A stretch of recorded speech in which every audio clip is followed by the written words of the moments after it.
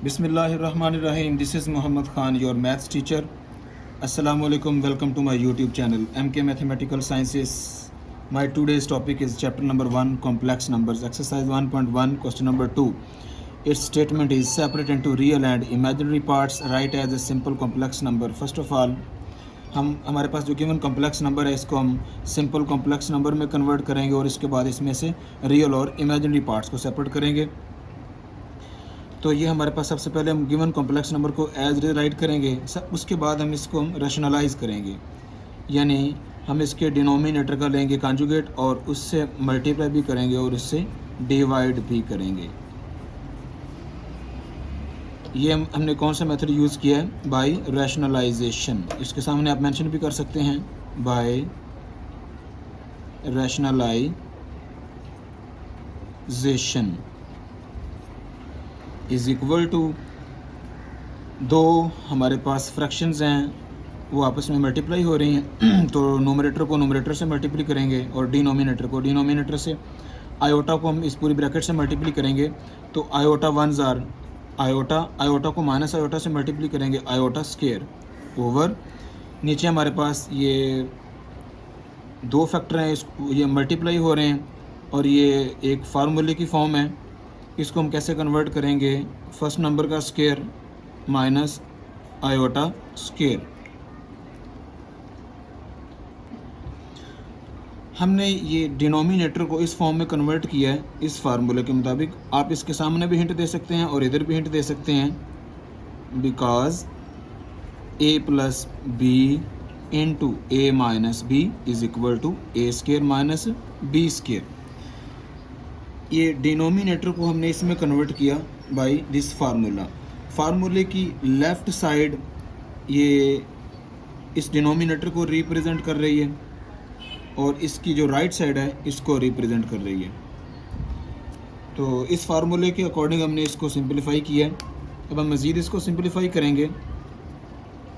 Iota minus iota square की value कितनी होती है? -1 ओवर 1 का स्क्वायर क्या आएगा नीचे? 1 माइनस, फिर आयोटा स्क्वायर का आयोटा स्क्वायर की हम वैल्यू पुट करेंगे -1। यहाँ पे हमने क्या किया? यहाँ पे आयोटा स्क्वायर की जगह -1 पुट किया और इस आयोटा स्क्वायर की जगह भी -1 पुट किया। आप इसके सामने हिंट दे सकते हैं iota square is equal to -1 होता है। अब हम मज़ीद इसको सिंपलीफाई करेंगे,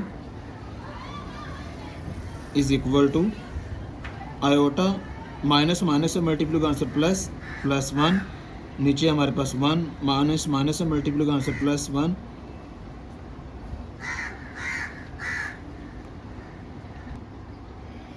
तो हम इस स्टेप के बाद इसको मज़ीद जब हम सिंपलीफाई करेंगे, इज़ इक्वल टू ये आयोटा +1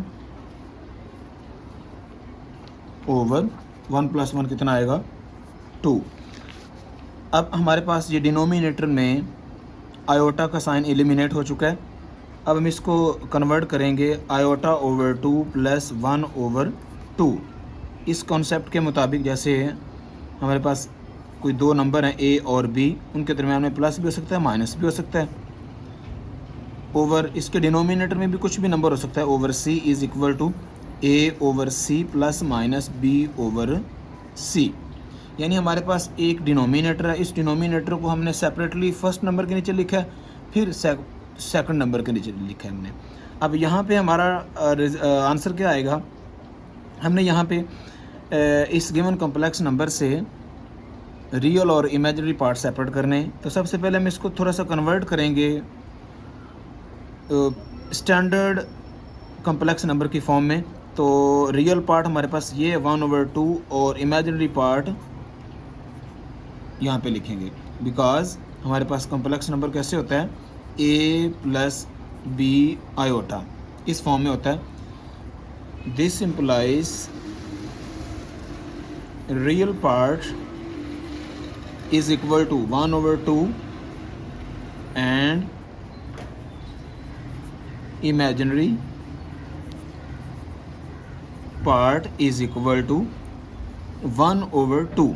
यानी आयोटा का जो कोफिशिएंट है वो 1/2 है। यहाँ से ये हमारे पास आंसर है।